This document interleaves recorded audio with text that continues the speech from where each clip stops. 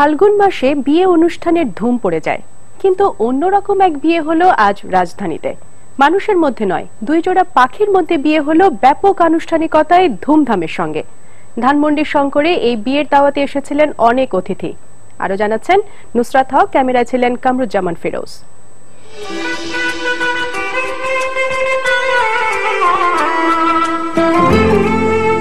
সাজানো শামিয়ানা, বিরিয়ানি, ফিরনি, মিষ্টি সবই আছে। আছেন অতিথিরা, বাদ পড়েনি উপহারও।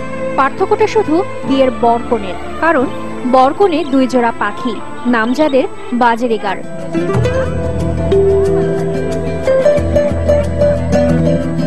বাজেরিগারের শুভ বিবাহ এই ব্যানারে ধানমন্ডিতে হয়ে গেল অভিনব এই বিয়ের আয়োজন। বরকনের খাঁচা দুটি সাজানো হয় গোলাপি ফিতে দিয়ে।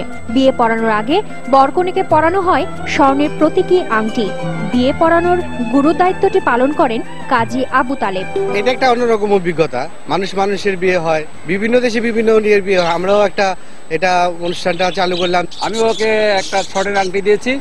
তাছাড়া ঘর সাজানোর জন্য যা যা দরকার, খেলনা, আয়না, বাড়ি সবকিছুই দিচ্ছি। আমি মেয়ের জন্য একটা স্বর্ণের আংটি দিচ্ছি, তারপর একটা কেস দিচ্ছি, খাবার দাবার দিচ্ছি, ওদের খেলনা দিচ্ছি। বিয়ে পড়ানো শেষে বরদয়কে নিয়ে যাওয়া হয় কনেদয়ের খাঁচায়।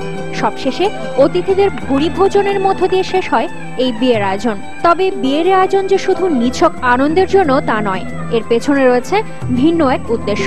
কেস বার্ড যেগুলো খাঁচাই তৈরি, খাঁচাই যাদের বংশবৃদ্ধি হয়, তা এদের সচেতনমূলক করার জন্য আমরা এই আয়োজনটা করেছি। অনেক ইয়াং জেনারেশন বাজিগারের ব্রিডিং করে, তাদের হাত খরচ চলছে অনেক কিছু। তারা এটার ব্যবসার পাশাপাশি এটাকে একটা সেকেন্ড বিজনেস হিসেবে ধরে রাখছে।